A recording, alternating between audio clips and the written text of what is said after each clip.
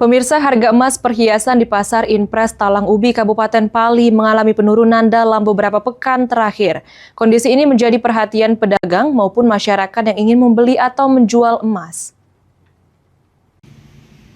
Harga emas perhiasan di Pasar Inpres Talang Ubi kini berada di kisaran Rp13.700.000 per suku. Setelah sebelumnya sempat mencapai Rp14.300.000 per suku. Pedagang menyebut penurunan harga dipengaruhi meningkatnya jumlah masyarakat yang menjual emas perhiasan.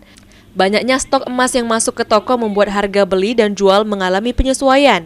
Atas hal tersebut, sebagian masyarakat memilih menjual emas untuk memenuhi kebutuhan ekonomi, biaya pendidikan, hingga modal usaha. Meski demikian, turunnya harga emas justru dimanfaatkan sebagian pembeli untuk berinvestasi. Rp12.700.000. Yang sebelumnya berapa Kak harganya? Rp14.300.000. Itu dalam beberapa pekan terakhir Kak turunnya Kak? Dalam 2 mingguan. 2 minggu Kak? Penyebab turunnya oleh apa Pak? Banyak yang jual. Dikarenakan apa? Faktor anak masuk sekolah ya Kak? Iya. Oh jadi agar emas bisa turun Kak ya? Penyebab itu Kak? Untuk kedepannya bakal ada kenaikan juga apa tidak Pak?